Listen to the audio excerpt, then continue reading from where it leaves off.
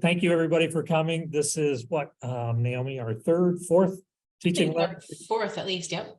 Yeah, teaching learning technology roundtable. The idea behind these, of course, is to build some kind of current, if we can, amongst faculty about things that are going on in higher education and what's going on in teaching.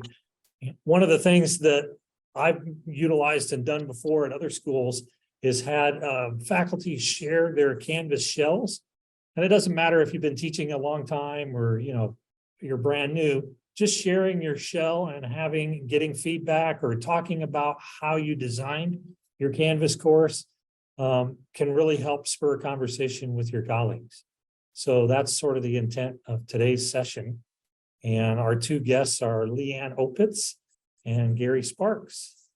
And I think what I'm going to do, Leigh Anne, I think we'll just turn it over to you. Did Naomi give you sharing privileges so you can share your screen? Oh, now I can't hear you. Sorry. Okay, there you go. I do have sharing privileges. Yeah, you had it up there for a second. I did, but I clicked on the wrong screen. Oh, I see. I got you. All right, should I go? Yeah, just go. Just talk about your course. I think Naomi gave you the agenda. I'm not sure. Tell us a little bit about what you teach, how long you've been teaching, because we've got 4 campuses and not everybody knows everybody. So give us a little background and then just show us your course and talk about it. Talk about things you're doing. Okay.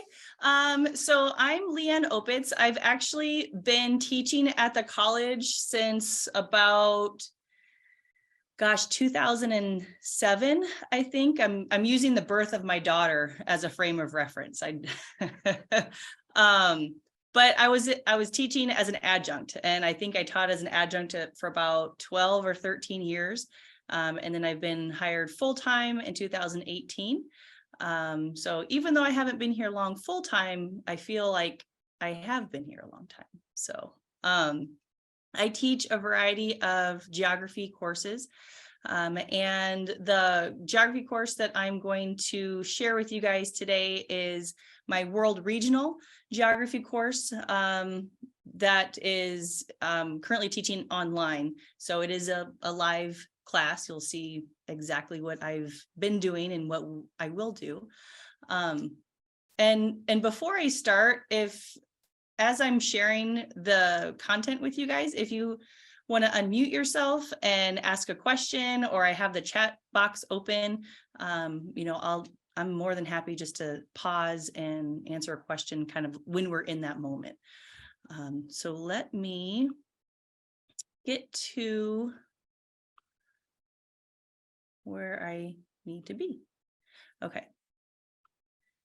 So while I'm navigating this, I just want to thank Naomi and David and Jessica for doing this. I love these things. I love sharing what I have, but I also like learning from other instructors as well. Okay. I think I am sharing. Awesome. All right. So the class is World Regional Geography Online. And I will, how about we go, should I go with student view? Or do you want to see, does it matter? No, it doesn't matter. You're fine. However you want to present it, it's mostly about your design principles, kind of the things that you take into consideration, because everybody sort of teaches different and they have different solutions. And I think that's what people want to hear. Okay, cool. So the online lead for our geography department, she had created some shells and she kind of had some structure to everything already, which I thought was great. And we have the homepage is here, and kind of like an introduction. I know I have heard on campus to have like the instructor bio on the main page. I don't know if that's the same with your guys' departments or not. I know that's encouraged, at least in my department. However, I found that my students, they want to know how to contact me rather than where I got my bachelor's degree from. So I like to put like all of that information just right up front. So it's kind of accessible on that front page. I also should take a step back. Are you all familiar with Quality Matters or QM standards? Some head shakes, some nods. Okay. A lot of online courses are going through Quality Matters, and it's basically, I guess I see it as like a checklist of like, does this course meet certain requirements with how they structure their class, like with due dates and assigned tasks, and are they meeting course objectives? So that's another way that we have kind of framed this class too, is to make sure that it is starting to meet some quality standards in that regard. Okay, so I have the syllabus there. For my online class anyway, I do make bi-weekly announcements. So every Monday and Wednesday, I will make an announcement to class. So Monday is the start of the module, kind of set the stage for what they're going to be covering that particular week. So this was, module 2 week, we were covering Europe. Kind of sets an overview and just some random notes that I might have. And then I'll send another one midweek just as a check-in. And it's also a reminder for discussions. That's when their discussion post is due. And I have a lot of students who oftentimes forget to post. So I'll post another announcement saying, hey, just checking in. Don't forget to post to the discussion board. If you guys have ever had discussion boards, you know how sometimes it can be a challenge to get students to respond. So I'll show you how I set mine up shortly. Okay, so I kind of was going in order of our navigation bar here, but let's get to the good stuff. So I have a start here module with a welcome. That's where we see my just a short welcome to my students again. And then that's where I have my biography. That is a Quality Matters like standard, is make sure, hey, who is this person that's teaching this class? What are their qualifications? So I put it in that first start here module. And then the next thing I do, since it is an online class, there can be a lot of confusion as far as like what assignments are due, how should I structure my coursework, how is this class structured? So I do make some suggestions of the process that they can go through when they complete a module. And I have it just listed here. I mean, it's mostly a suggestion. I mean, everybody kind of finds their own rhythm, but I think it might be helpful for students if they have some sort of guide at first. So look at the course objectives, go through the reading materials, post an initial, make an initial post to the discussion board, assignment, complete a module quiz, do a map quiz. Okay, I think you get the point. And then another kind of inspiration for designing our course the way we did is we have decided since over the summer to adopt an open educational resource for our class. The textbook for this course was like $200. And we found a lot of students weren't purchasing the textbook. And we could see their responses and their assignments and their projects were just, it wasn't accurate information. So we knew they were just like Googling it somewhere. So we thought, okay, well, open educational resources will save our students $200. Everybody has access to it the first day. Their grade isn't going to suffer because they have the information. And so far we've used it for a quarter and a half, and so far it's gotten really good reception for my students. So I'm not here to plug OER, but I see Al is here, but he and I are part of an OER subcommittee, and we're making a list of recommendations for faculty who might be considering adopting OER for classes. Okay. This is my favorite piece that I include in the Start Here folder, is something called a wisdom wall. And what I do is at the end of every quarter, I ask my students to kind of write a letter to the students who will be coming into the class the next quarter. And I give them a couple prompts. And the prompts are, what piece of advice can you give incoming students? And I have them think about, what did it feel like the first day of school? What did it feel like the first couple weeks of school? And write a letter to the students, something that might help alleviate any anxieties that they might have, or questions that they might have. I've actually gotten really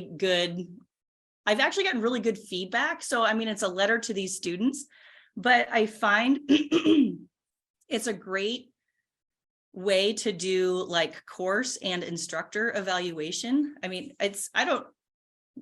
don't know why, but I get way more students participating in the wisdom wall than I can get them to do the end of quarter evaluations. So when they have it like, hey, I'm writing this to another student, they really have a lot to share. Yeah, thanks, Ron. I love it. In fact, I think it's this one, I had like 20 students in my class and I think everybody participated. So I think it might be kind of overwhelming for some of my students who do go through it, but I think it does help a lot of students, especially those first couple weeks of the quarter, and they're overwhelmed and they're not for sure how things are going to go. Okay, so scrolling down.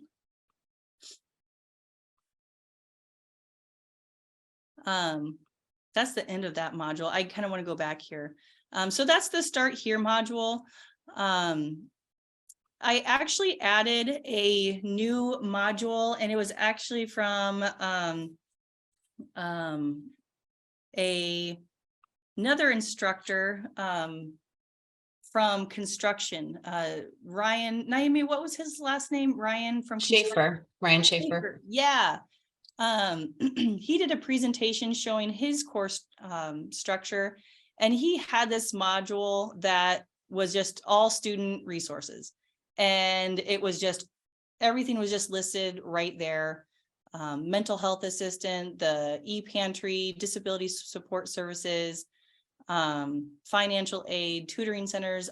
I thought it was just like a one-stop shop, and he shared that with everyone, and I thought that was just absolutely fantastic.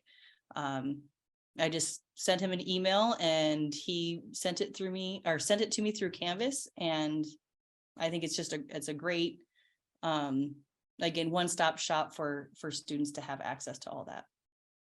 Okay. Any questions so far?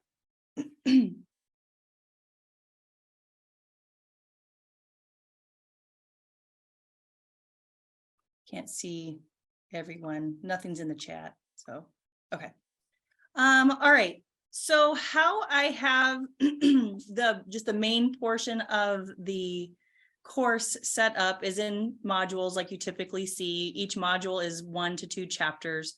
Again, this is world regional geography. So each chapter is a world region aside from the introductory portion. And each module contains all that information that was in that course overview. We have the course objectives, we have the learning materials. I had students do an introduction. an assignment, chapter reading quiz, and a map test. So it might seem like a lot, but again, it is an online course. So there is going to be a lot of content that's just obviously available online. But let me walk you through how I have these structured. Again, if those of you who are familiar with Quality Matters, this is kind of taking from that, is I have the chapter objectives outlined right away so students know what to expect in that particular chapter. And then I'll have like task. That's basically, where are my students going to do this?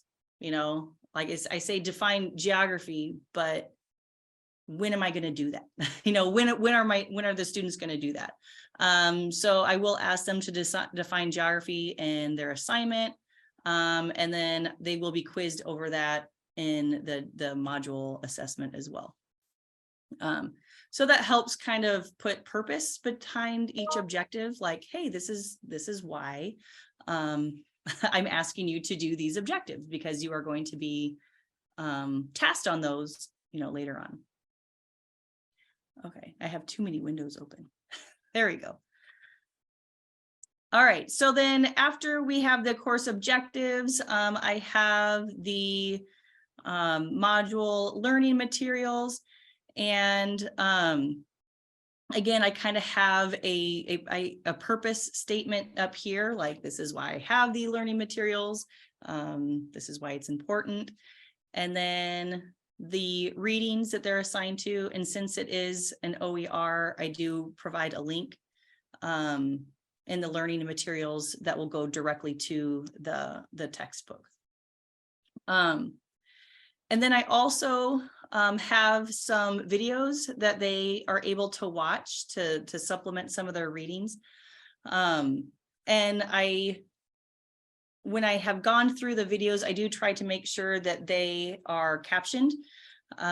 So they are ADA accessible as well. I also like to put the time so students know how much it's going to take to watch those particular videos. I do make a mention of this in their announcements. Oftentimes these are pretty supplemental.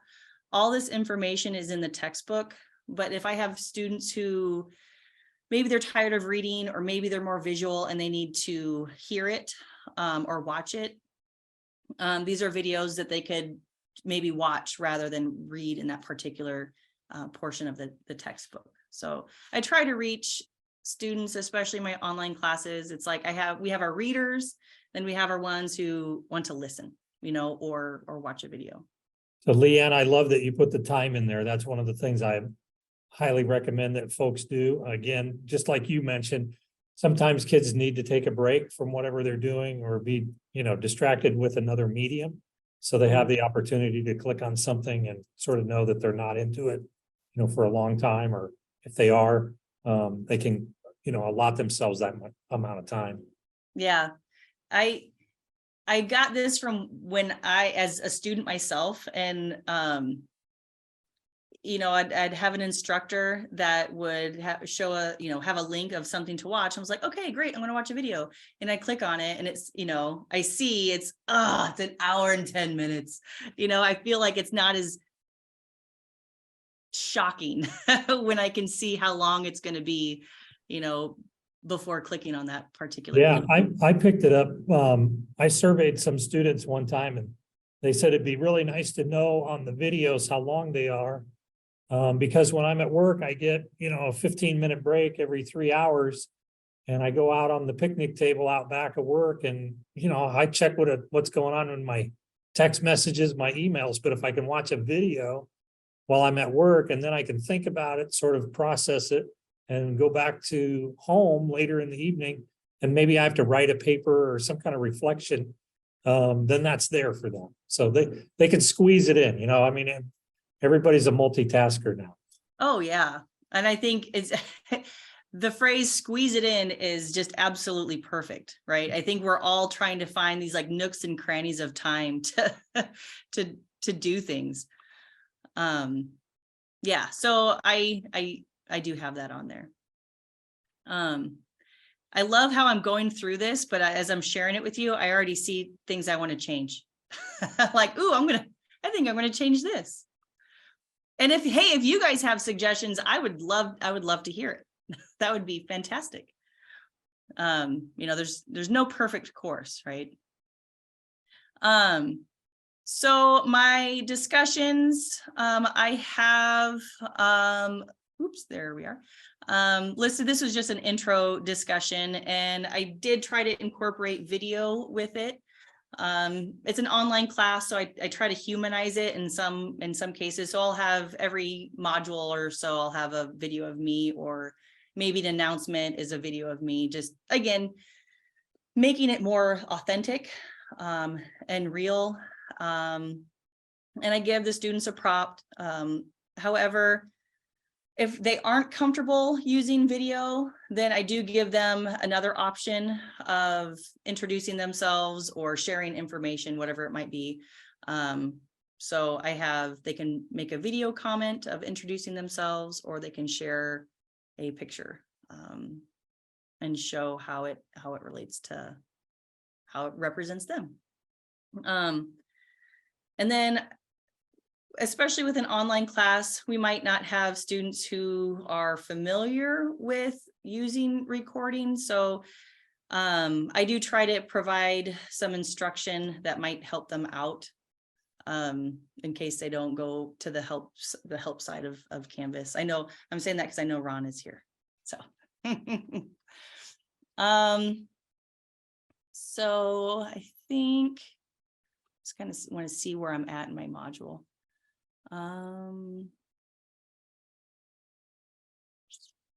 So that was the discussion. Okay, so usually I'll have them post a discussion midweek, just so it leaves enough time for them to respond by the end of the week.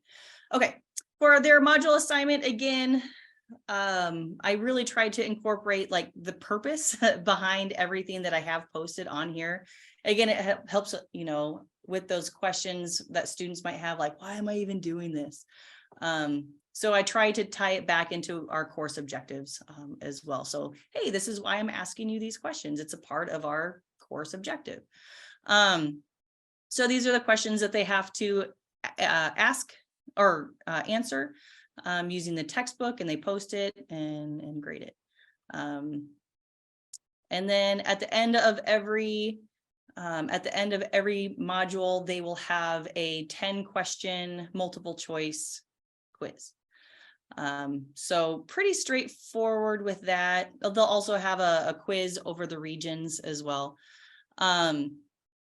And another thing with our course is we were really trying to diversify how we assessed students. So you can see there's a lot of different things going on just in one of our modules. Is we have a discussion. Every discussion each week is about a current event. They have to find a current event that's happening in the region that we're discussing. And it's basically they're just finding a current event and summarizing it. And what I have found is discussions are hard. If anybody has any tips on how to get students to respond and respond with a substantive information, I think that's always our challenge. So what I found, and this might differ for each course, is for my discussions, they find a news article and they post it, summarize it in a certain format. And then students will respond. And how I want them to respond is how it connects with class. So it's not like, ooh, interesting article. Good job. Way to go. Like those types of responses. I gave them a little bit more structure and how I wanted them to respond. So it's like, read the article that your student posted and now connect it to the class. because they've had all week to cover the material. They should have some sort of insight on how you can connect it to course concepts. So that's actually been really helpful with facilitating discussion, or getting students to connect news events with courses.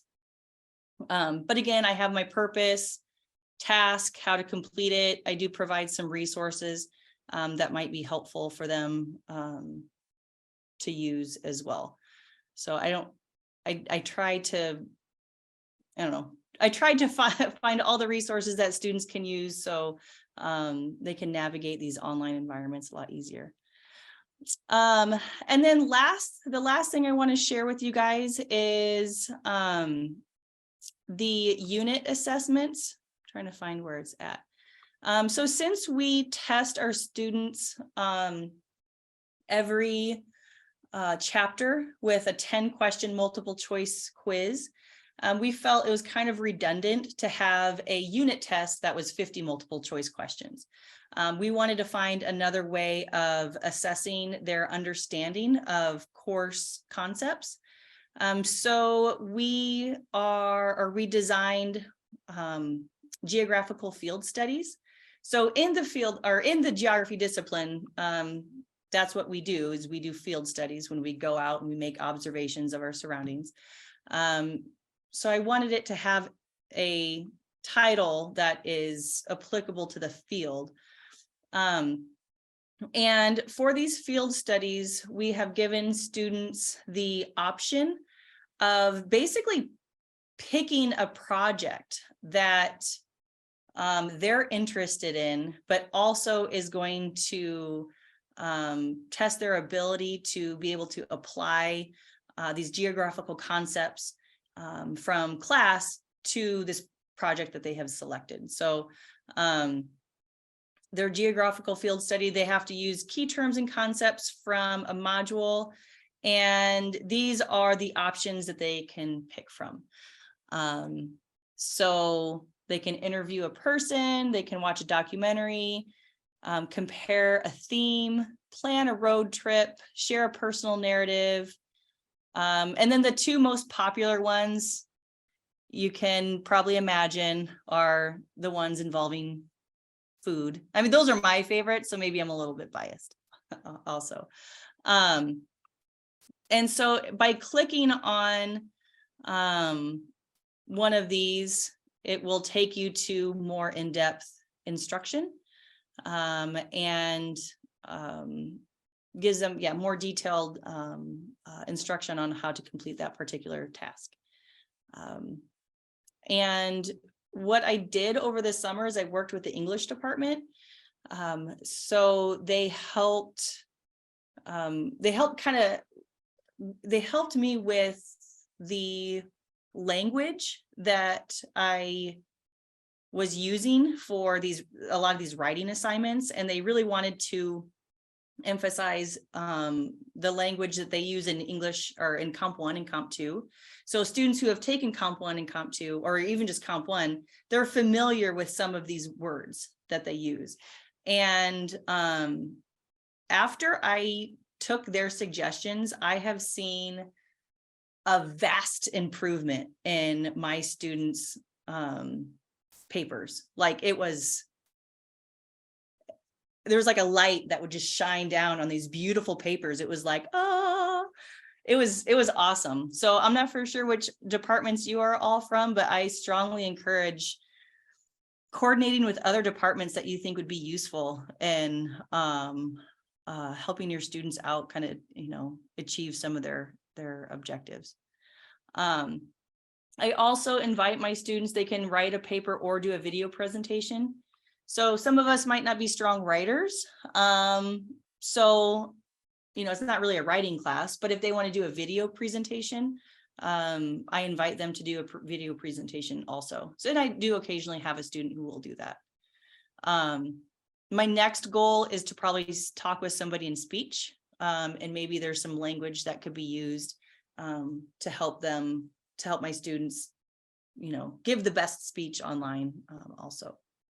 But this has been a really cool part of designing this course is having these, I guess, changing up instead of having a unit exam, having these field studies. So let's go back. Well, that is all I have. I know I kind of went into detail with some things, but I think you kind of get the general idea of the structure, heavily influenced by Quality Matters. I think that really helps with the design of online content, but we also had accessibility in mind as well, but also all of our different types of learners too. Yeah, excellent. Nice job. Questions, comments, things like that. I know, we're right at about a half an hour and Gary's going to go next, but just to let you all know that we can hang out here as long as we need to as well. So, we have a 1 hour window, but if we need to go hour and 20 minutes or whatever, we can do that too. Sometimes, we put ourselves in a little trap with that time thing. And I don't want you to feel like, we're going to cut it off right at the hour. We'll stay as long as you guys want to have conversations. I don't really have a question. I just had more of a comment. I really like what you've done on the assignment, where you've got the multi-level assignment, where you have, the click to get to the instructions about the assignment, so that you're not, it's especially when you're doing a kind of a choose your own adventure style of assignment like that, which is kind of neat. I like how you're linking to an additional page, and I didn't notice because you didn't scroll far enough for me to see if you actually linked back to the assignment from that page. It'd be cool if you did that too. Yeah, so that you can then return them back to the actual assignment. But that's brilliant design on it. I'm very impressed with that. That's cool, and thanks for showing it. No, thank you. I do, maybe this will be a conversation with you or someone else at the college.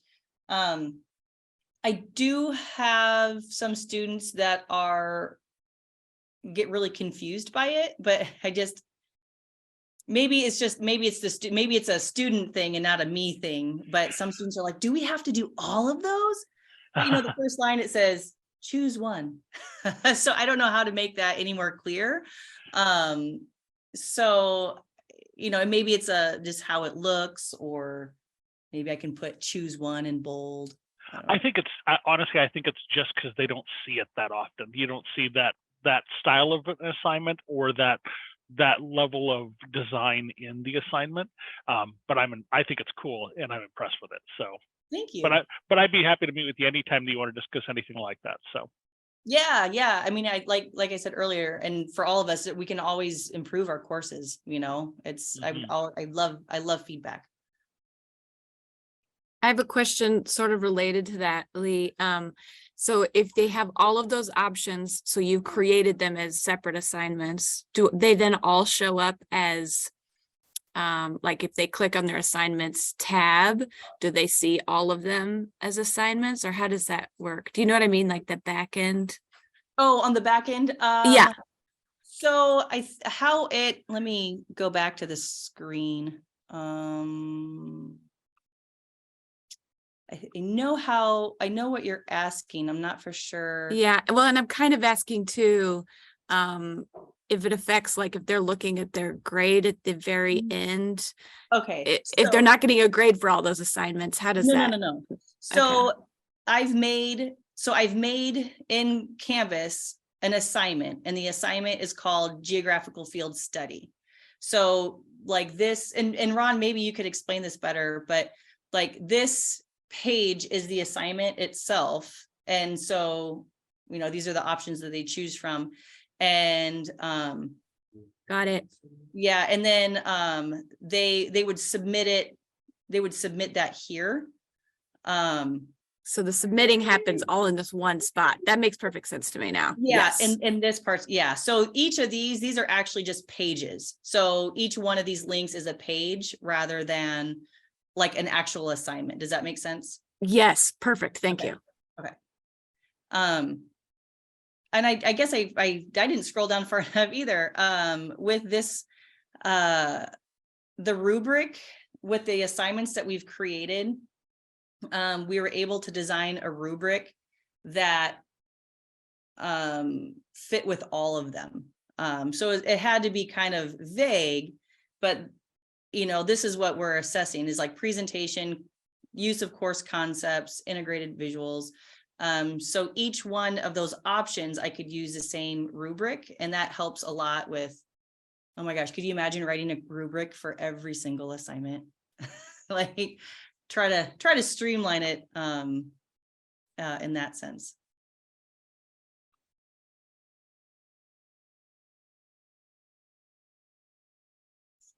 Any other questions? No, I think that's great. I just sent a text message to Ron in the chat, seeing if there's a way that we could share these, if you're willing to let us copy them and share them to other folks, privately to the faculty. We'll try to work on something like that. Potentially we can do that. Then people will have an opportunity to spend a little more time with your content and sort of see your design principles that you used. Yeah. Yeah. And I'm more than happy to. Thank you all for listening. Gary, I think you're next.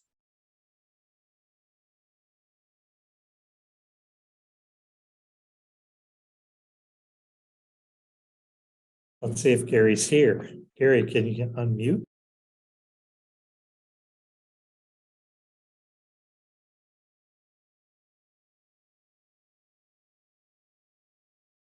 Maybe I talked too long. Oh, I don't know where Gary is. One of the things maybe you can do while we're waiting on Gary. Can you real quickly go back in, share your screen and show us what that OER textbook looks like? Oh yeah. I'm curious about that. So, and you can just interrupt me when Gary comes back. So, now that I'm thinking about it, I might want to put the textbook right on the homepage too. All these ideas. All right. So I'm not for sure if I click on this, if I'm going to have to share my screen again.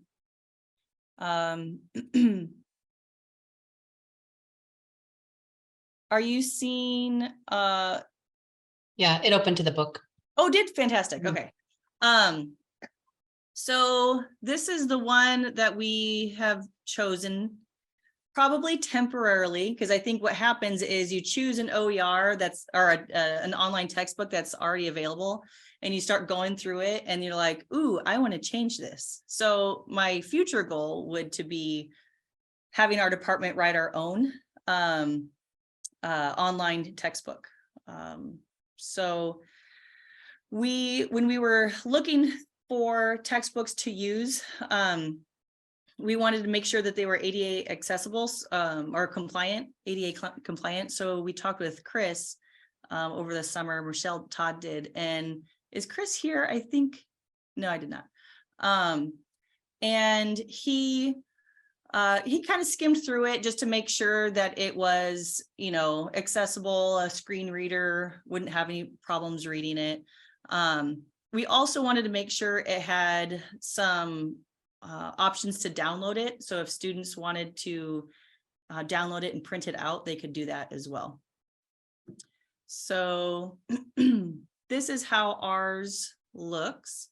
So publisher information, the licensure, which is really important for OER.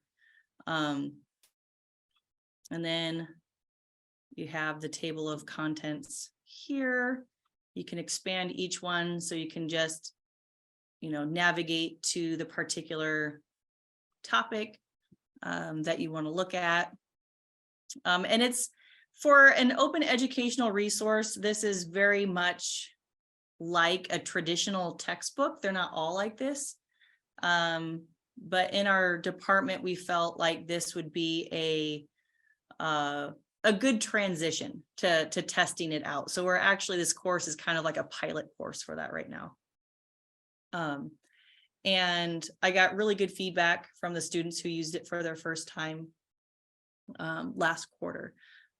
They were thrilled that it was free.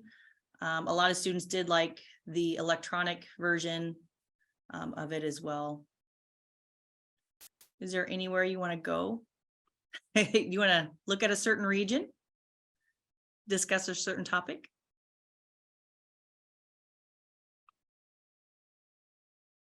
David, you're muted. Okay, so I was gonna ask you, what do you think of the quality of it? I like the quality. This is the challenge with textbooks is they're not updated. Or if you want to update, get a new edition, it's going to cost more money and whatnot. So the nice thing about online is you can update them. This one has not yet been updated. So it's a world regional geography course. The world is changing every second, right?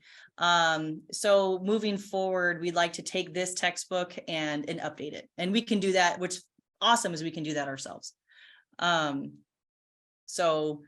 So far it's okay. It gets the same job done as our previous textbook, but it's free. It's not $200.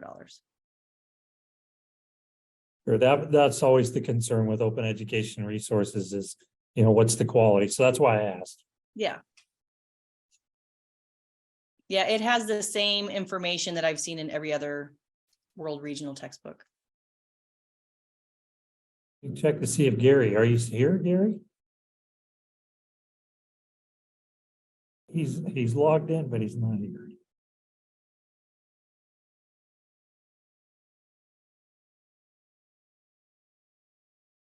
Does anybody know Gary and have Gary's number? I sent him a message in the chat just in case he doesn't Yeah, have his volume up, but I did as well. he's got a couple then. Leigh Anne, I'm just wondering if I didn't have a chance to read all of the feedback or the advice from your current students or your past students to your current students, but if people commented on the textbook specifically? So for that part, that wisdom wall was for fall quarter, and I had actually sent them a separate survey. Like it was actually an anonymous feedback survey mid quarter, and I specifically asked about their thoughts on the open educational resource, and they all thought it was great. I got really fantastic feedback from that. I think I sent some of the responses to Ryan. I know Ryan Newton is a big advocate for OER. I didn't have one student who said something negative. I mean, it was great. So I think when they got to the end evaluation or the end wisdom wall feedback, I don't think they really talked much about it. I think it was more like the structure and communication between me and the students was their focus. Are there other questions or comments or about Leigh Anne's course or just about online teaching, Canvas in general? I did have an OER question. Years ago, I had spoken with some accounting instructors who had used an OER, and they said that it had been difficult for them because they had online questions that the students could complete, and sometimes the site would go down, and since they weren't paying for it, they didn't have any control.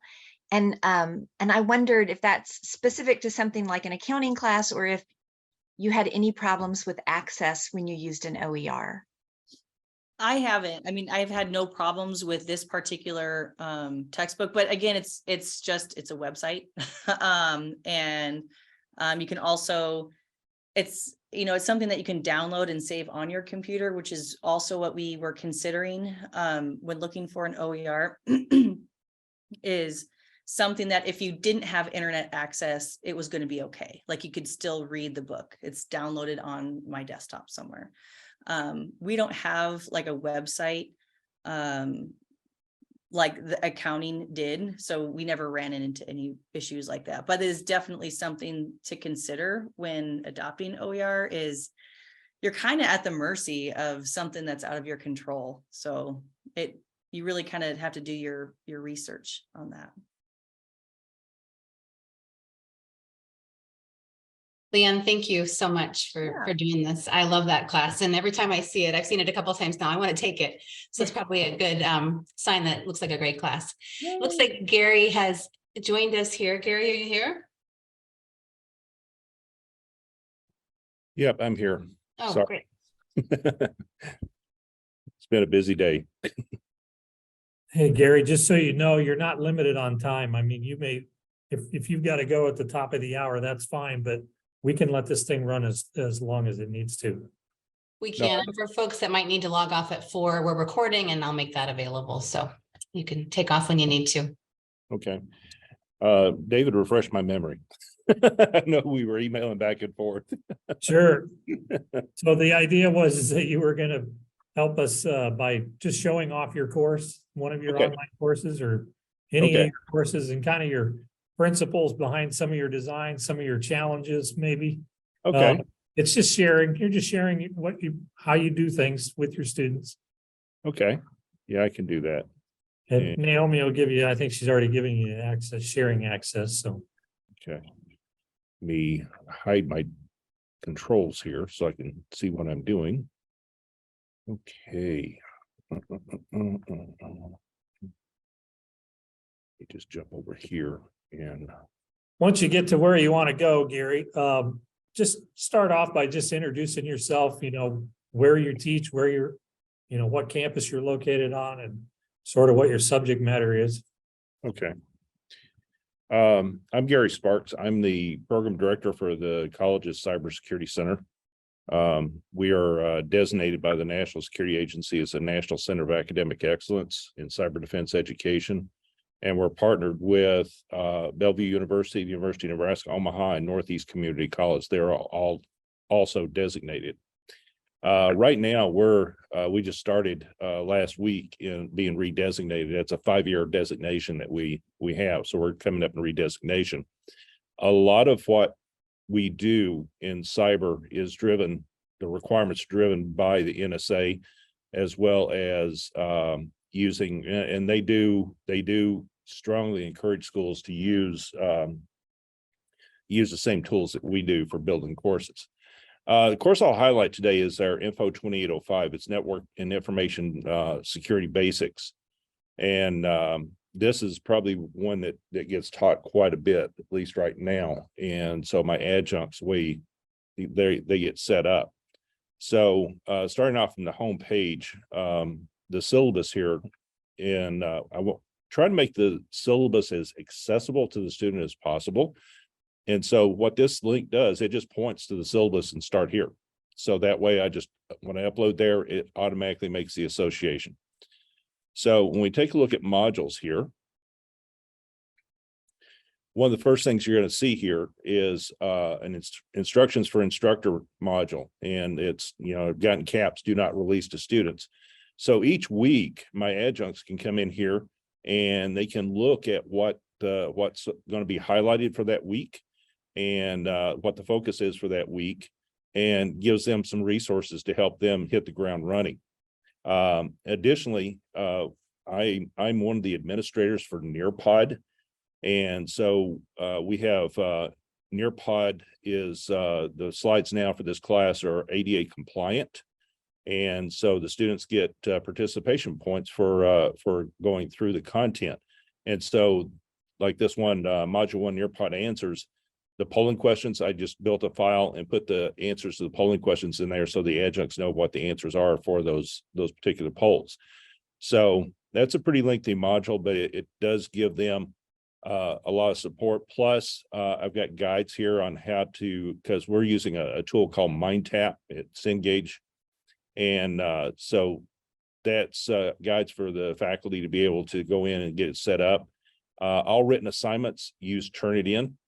We're seeing this huge spike in academic misconduct and in cybersecurity. If that gets discovered in a background investigation for a clearance, they will not be able to be cleared because that speaks to integrity. So it does have several things here. So start here. We've got the welcome page, and the welcome page has got a short video that I recorded for welcoming them to the cybersecurity program. Then the syllabus right here, and notice under the syllabus it says mark done. This is one of the things that's really curtailed a lot of complaints from students. They say, well, where's that requirement? Well, it's in the syllabus, and you said you reviewed it by marking it done. So if I want to make sure they see it, I use mark done. I also hit some expectations for that's out of the syllabus. It's just a quick quiz, and it's just they agree or they just agree, disagree. And if they agree, then the content gets released for the next one. In cyber, we also have a statement of ethics that they have to acknowledge, because the methods and tools that they learn can be used in a wrongful way. So we will make sure they understand that. I also have them do a learning styles inventory, and it's 10 questions. They download a spreadsheet and they answer the questions by putting the one in where that best fits them. And then I go in and provide them the descriptions of what their learning style is. And hopefully they'll pay attention to that and help them as far as when they're doing training and things like that, they'll look the way they learn, look for ways to be able to learn. Also have contact information, has the instructor, myself as the program director, the dean, and our embedded advisor. So that way they've got that contact information readily available. Then a discussion board for them to introduce themselves on the online environment. Building that community is essential. And then of course I have the privacy policies and things like that from all the vendors that we use. Coming on down, I have a module for writing resources. I do lockstep them through a research report. So they have milestones every 2 weeks, and I provide them with a lot of different resources here. I do have students write in the third person, because when they do a report that could be introduced in court, to eliminate bias and opinion, they write in third person. So, and it takes a little bit of time. I give them a lot of feedback on doing that. Plus, we have the writing center information here for them to be able to see that too. And notice I got that mark done. That way, you know, they know it's there. The research component, again, got some resources there. How to choose a topic. ePortfolio, we were using OneDrive, and the community started using LinkedIn. So the first thing the student does, they create a LinkedIn account. And then when I go through and verify that, then I invite them to my network. Then at the end of the quarter, the students can take artifacts from the class, and they can add that to their education on their profile, and employers will see that. So that gives them a leg up on somebody else that's applying for the same position. And it also benefits me, because then I can see where my students are going when they leave Metro, whether they go on to a four-year school or they start working in the industry, or whatever the case may be. I decided to use modules as far as breaking things out. I do benchmark off the university that is US, I think it's US News World Report. They are number 76 in the nation for their online delivery program. And Dave knows exactly who I'm talking about.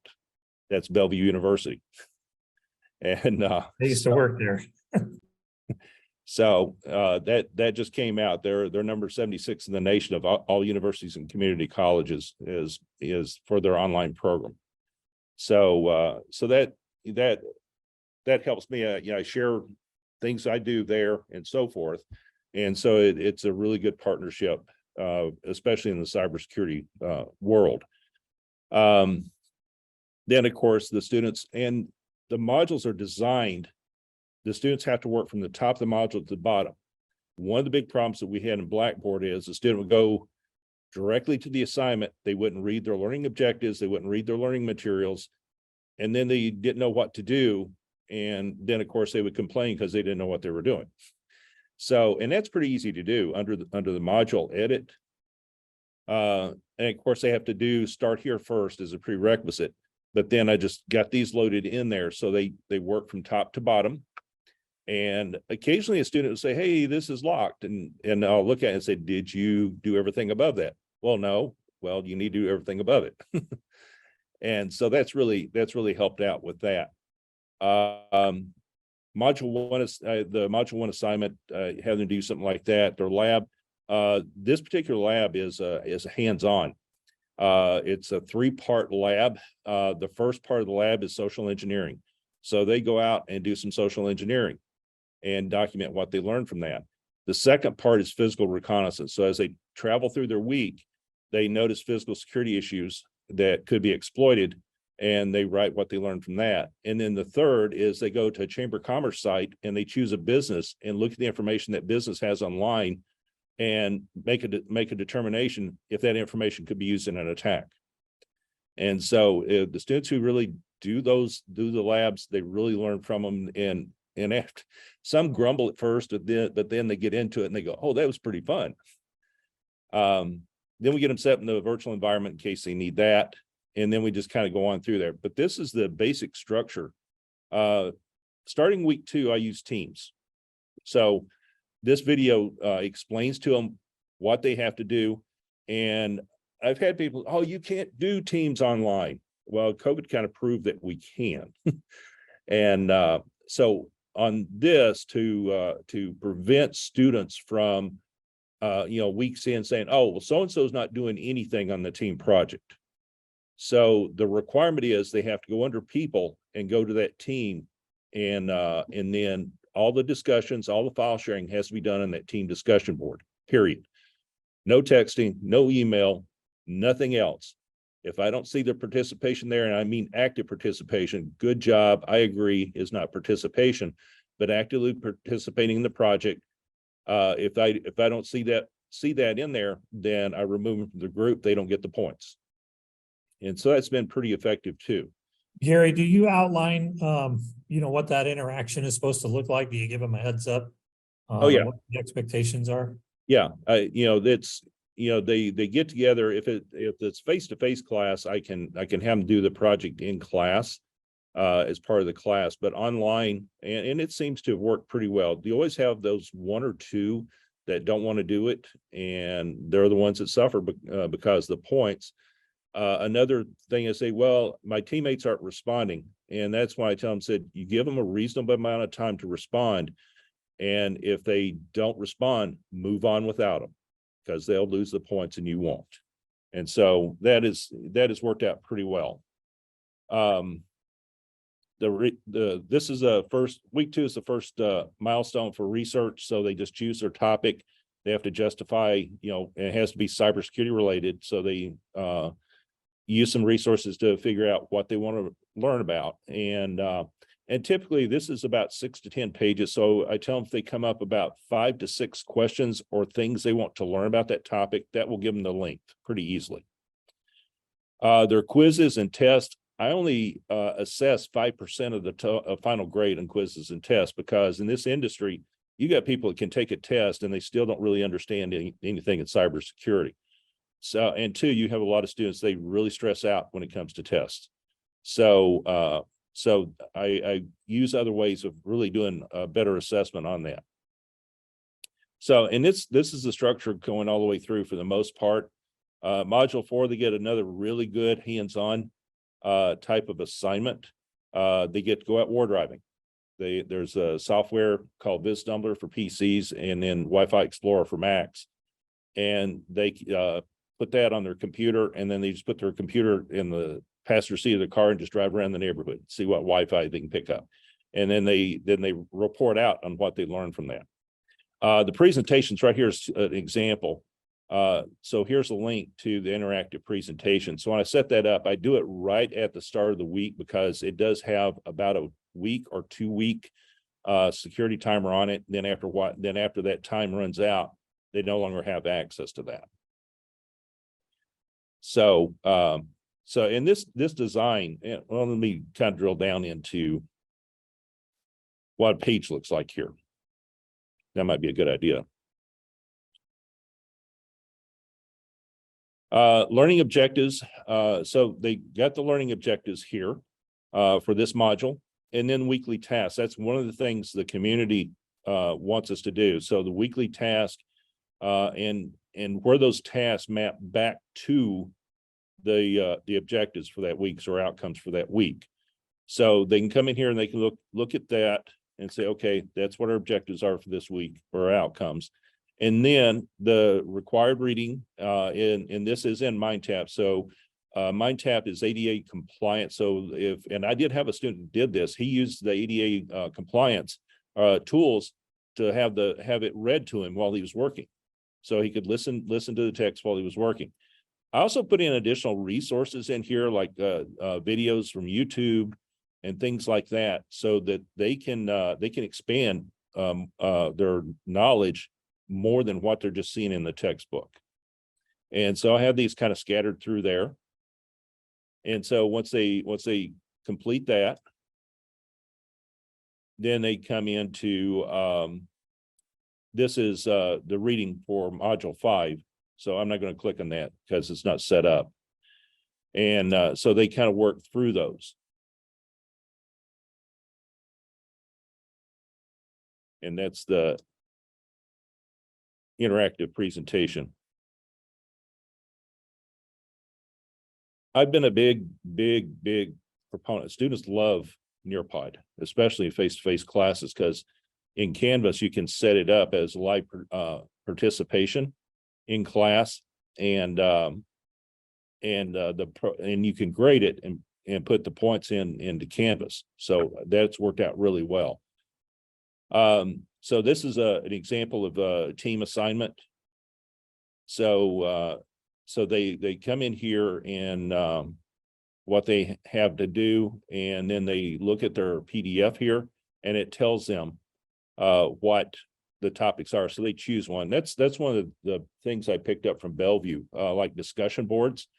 Instead of just having one topic, give them a range of topics, give them 5 or 6 things. So that way they can choose a topic, and that kind of keeps the discussion kind of a little bit more fresh instead of just, someone repeating over and over again. The discussions too, they should be, and I tell students on discussion boards, they need to be looking at them every day or every other day. If they wait to only do it one day, they're going to be sitting there reading for hours, trying to read it all. And so that's where it is. One of my students that just went to Bellevue told me, he goes, well, the biggest thing that was different for him was the discussion boards, because we haven't used them as much. So I'm probably going to start putting some discussions back into the program so that we can get them prepared so they move on to other schools that they have that. I do use grading rubrics. This is for team participation. So I go through, the first thing I do when I grade a team project, I look for participation in the discussion board. So I have 2 browsers open, one with their discussion board, one with just the list. And then that way, if I need to remove someone, I can. And then I go in, I actually grade the team assignment. And then I go down through here, okay, did they participate in the team forum? Were the file requirements met? Did they use sourcing? And a lot of students, they'll write it out, have no sourcing. And so my feedback is, what sources did you use to support your report? And so they're starting to get used to that. Also the grammar and spelling, and then content and structured. Was it written in first person or is it written in third person? And again, I do give them a lot of feedback on that. This is a war driving lab, so it has the instructions here. So they can download VisTumbler. If they don't have a laptop that is Wi-Fi capable, I do have laptops here in the lab. They can come check one out and use it. And so they and another thing too that has really helped me, notice that this top file is a DOTX. That means it's a template. So the students download the file, and when they double click on it, it creates a new file and captures their identifying information from their computer. That really reduces down plagiarism and things like that, because it's going to capture when it was created and who created it, things like that.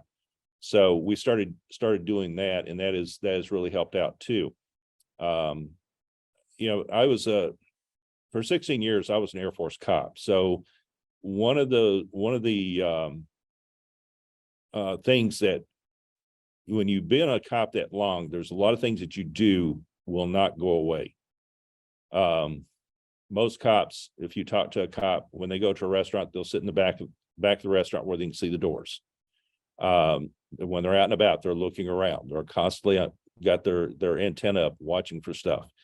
And so same thing here. It's because I notice things a lot of people don't notice. Is, wait a minute, that doesn't look right. So, and of course they do post it in to turn it in. And of course, with turning in, making their changes now, it has to be loaded in a separate tab because the submit button is kind of off the screen. And of course, this is one of the milestones. This is abstract. And I tell them, I said, I understand this is a draft abstract. It could change by final, but it just kind of gets them into that mode already. I also have them do outlining that helps them with when they go through the writing process. Another big thing in this class, because I found students, they were not doing the milestones, and then they do an overnighter and do a report and then post it and expect full points. So on this, if they miss a milestone, I don't accept their final report. They have to meet all the milestones in order for me to accept that report. And that's worked really good too. And of course, this is the grading rubric for this particular milestone. Was it 120 words or less, double spaced, was it written in third person, grammar, spelling, and defining acronyms. First time defining acronyms, that's one of the big things in this industry that has to be done. So I'm getting them comfortable with that. Now, how effective is the work we've been doing in our program? The program director at Bellevue University is Doug Roush, and Doug has told me several times that Metro students are better prepared coming to Bellevue than students who start at Bellevue. And when I teach classes over there, I can see it. I can pick out my former students because they're better prepared for doing the written reports and things like that. Let's see, what else? That's pretty much as far as the design is concerned. And again, quality matters is really big in the CAE community. The designation process is very rigorous. As a matter of fact, we're in the middle of our process. I can probably show you that because I was working on some stuff earlier today. Plus, I'm a mentor for schools that are wanting to get designated. So this is, the community calls this the tool. And this kind of gives you an idea here. This is just for the program study. There's two parts. After we pass the program study, then we have to do the CAE part. So we have to come down here, like, for example, we have to map our curriculum. We have to provide the syllabus and show them where the hands-on are. We have to do a lot of different things that way. We have to have all the data on the students, how many's graduated. And then I have to provide the resumes of all my faculty and things like that, and how we're supporting students. And it has to be evidence. You just can't say we're doing it. And then we have continuous improvement.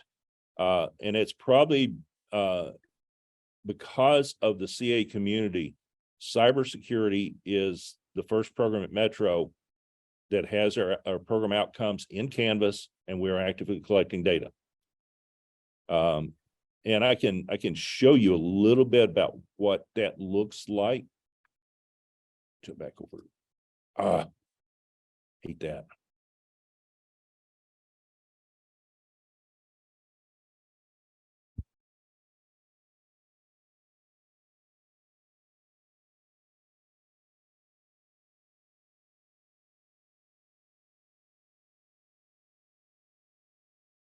Any questions while I'm navigating here? Makes it kind of easy to structure your course when you already have professional outcomes and, alignments that you have to have. It does. Now I'm going to go all the way to the bottom here. Typically we do 11-week type thing. So week 11, we're wrapping things up. So there's no content that gets covered. This is the ePortfolio link here. So on this particular link here, and actually Collin Community College in North Texas, they did a video, And this is their BILT. Some of you may not know what BILT is. BILT is the advisory board. It stands for Business and Industry Leadership Team. And so we adopted that model.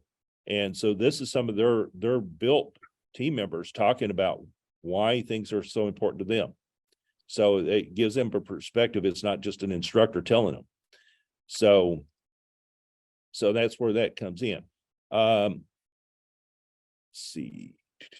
Let me jump to speed reader and see if I've got yeah. So here's a rubric. And of course, professional writing, I use that. So their audience and purpose and so forth. But when I get down here, notice there's PO1 and PO3. So when I click on that, it gives me what the program outcome is. So use communication skills to explain technical and complex cybersecurity topics to non-technical people. So these have nothing to do with their grade.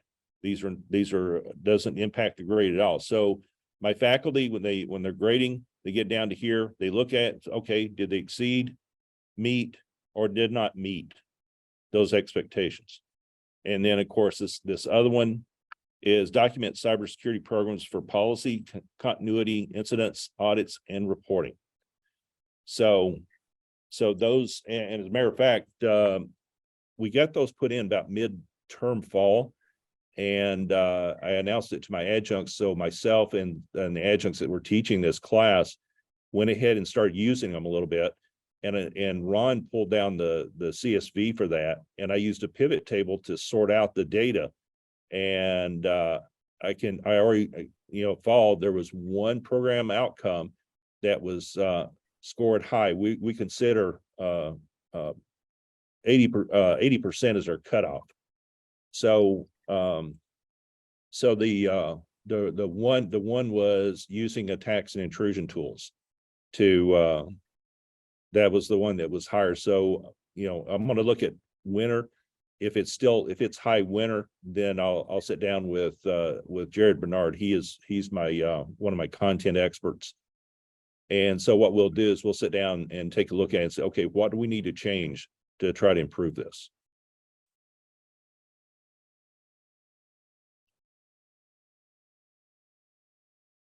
Oh, nice job, Gary. Thanks for showing those outcomes. Yeah, 2805 is QM certified.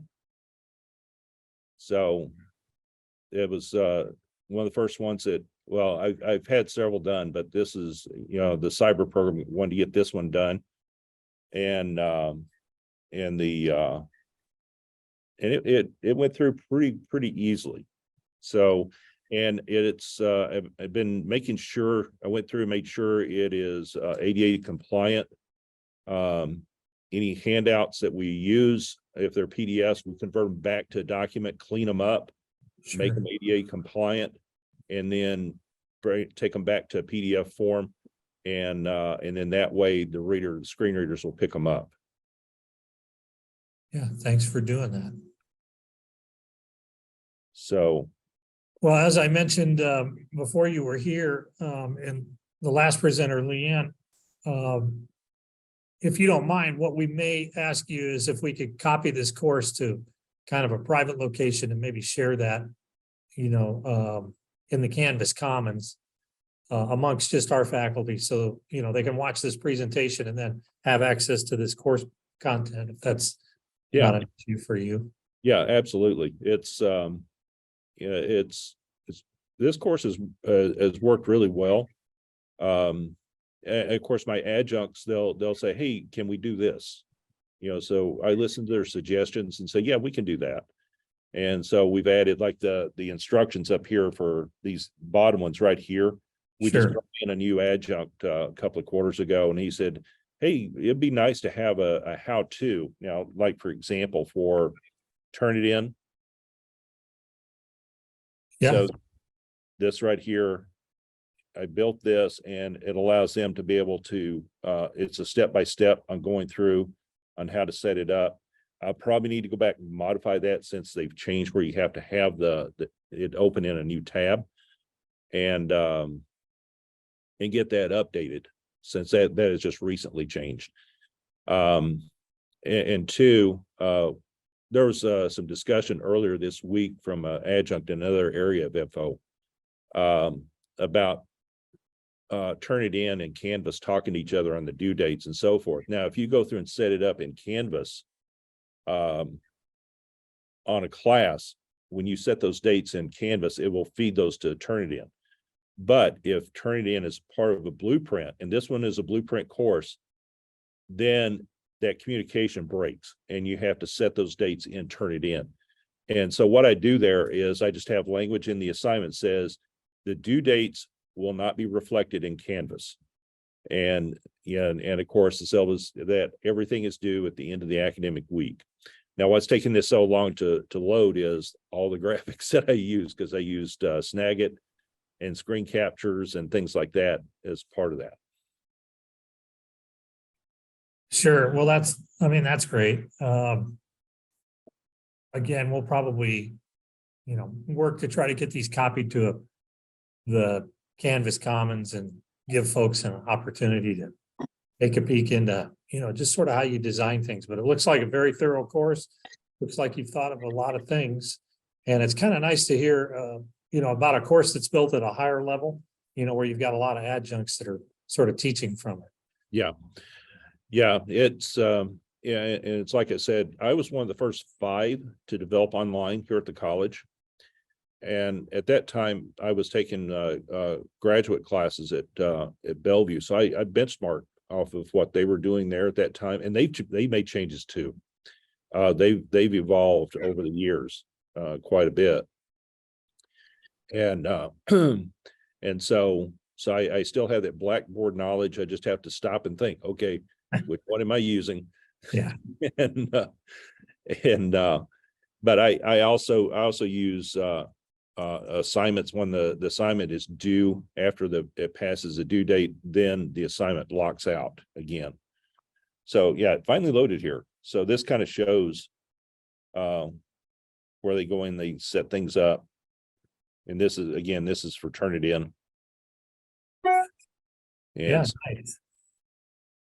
so it's it's worked really well. So I've been very, very pleased with that. No, we thank both you and Leigh Anne for your time today. Naomi, did you have more? If Gary had a minute, would you show me what Nearpod looks like in Canvas? What it looks like in Canvas? Mhm. Sure.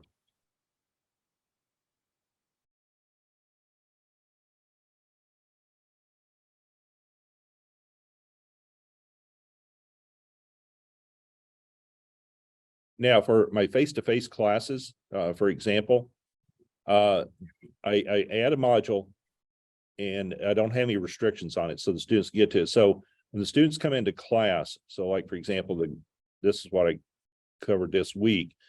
So when they click on that, it opens this up. And when they click that button, it's going to pop open a new tab. And it's going to load Nearpod. So that was from finished, and I just left it there. So it's gonna load the content.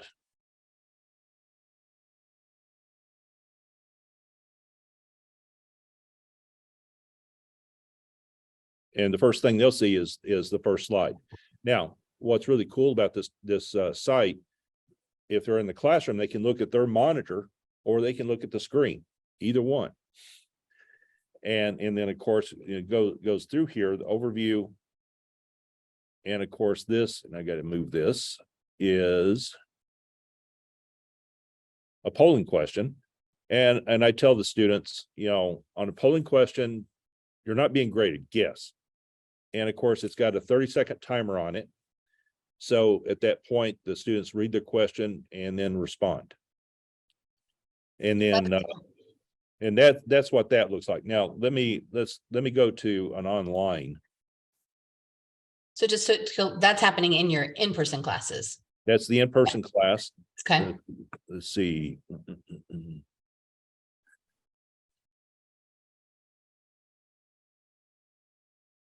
think I got one here. If not, I'll hit one of my adjuncts online.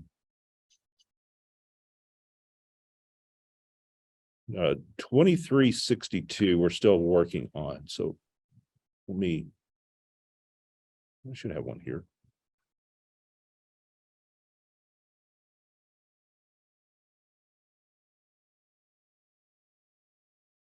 Okay, 2005 WW. See if they're using it.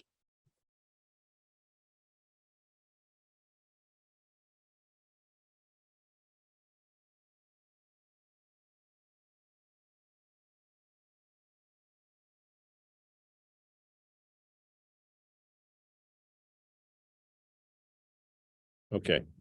Now the interactive presentation for the online is self-paced. So the student again gets that when they open that, it's going to grab their credentials or their information from Canvas, and it's going to populate it. And then it goes to the first slide. Okay. And so now they can run through this by themselves. And I also put in videos. This is a video. This is an NSA produced video that introduces information security to the student. And you can put questions inside these videos, Mhm. which is really cool. And of course, then you got the polling questions, and it records it. It records it. You when you go into the speed grader, you can see how they responded to the questions. If you put quizzes in there, and it tells you how they responded to the quizzes. And I'm going to jump a little bit further in here. That's cool. So all these activities are separate assignments, or they're one assignment with different items? They're a separate assignment. Hmm. I was going to go through here and see if I got a video. It's got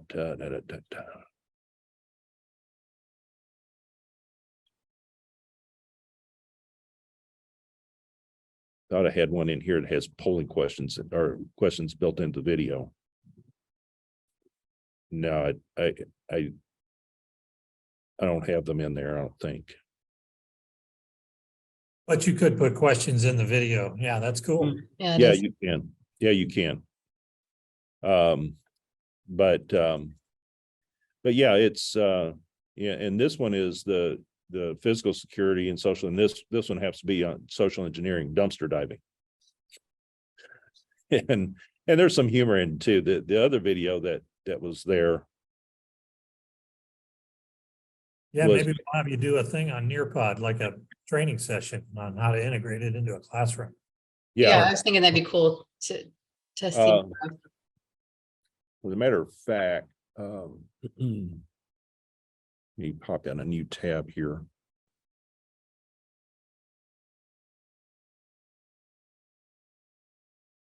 Now Nearpod, the silver level is free, and you can only have 3 people connect. Sure. And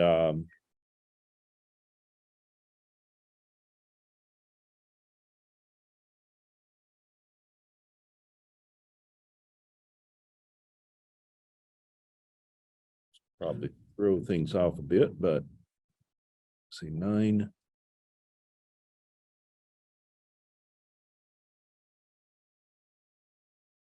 Okay, so I'm going to edit this one. Kind of give you a look inside what it.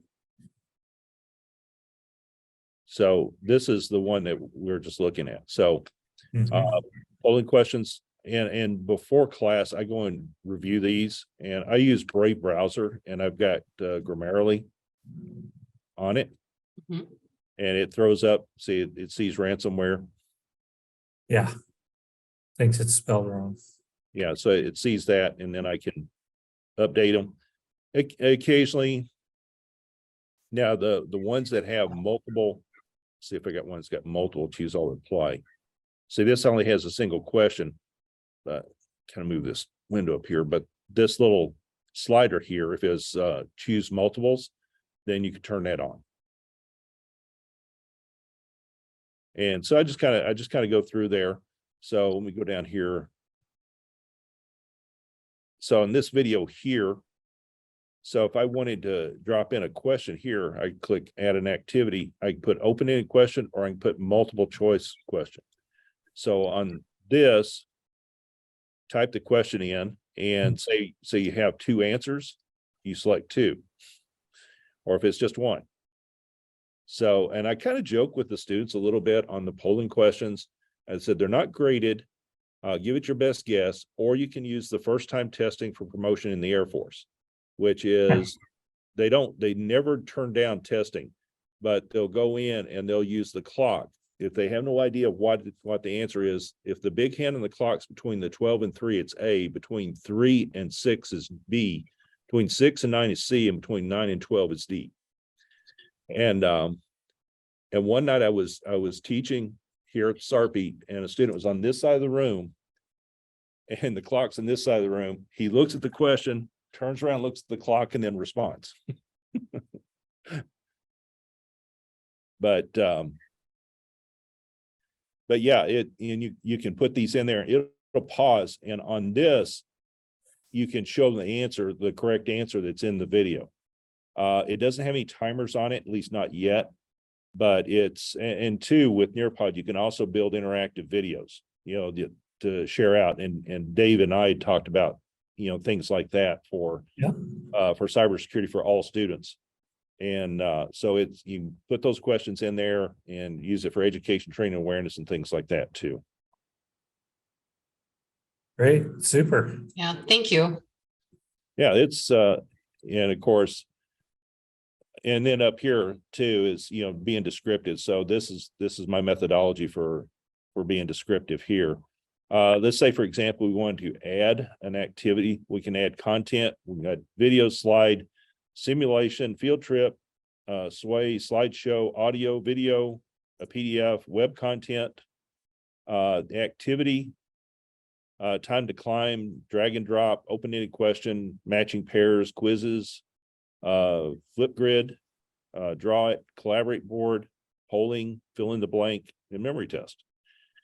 This was originally designed for K-12. Yeah, that's correct. So and it's and of course at Bellevue I have a gold license. I pay for that so I can use it there, and the students love it there too. It's I've been using this probably close to 10 years now. Been out there a long time, but it's great. We like it. It's just another one of the tools in the shed, but I'm glad that you showed us how you're using it. That's sort of what this event's about that we did today. Yeah, and and since I'm administrator, because the folks in IT, they've got enough to do. So I help manage the library so you can see all the content that's out here. Sure. Let's see. So I have to go to manage Nearpod. And then the school library. So these are the folders that we got out there currently. So we're pushing right up against 4:30. Are there any questions? Al, Pamela, anything? No, I'm good. I enjoyed the presentation. Yeah, thanks for coming. I hope you learned something today. Oh yeah, I always learn something when I come to these. Thanks for coming, Al. Not Yeah. a problem. My pleasure. And Gary, thanks so much for sharing all this with us. I learned a lot too. No problem. It's it's been a busy day trying to get stuff done, and It's all good. We had this scheduled for an hour, but we went an hour and a half, and that's fine. That's what we needed. That's what we're gonna do. Yeah. Yep. All right. All right. Thanks, everybody. Bye. Right.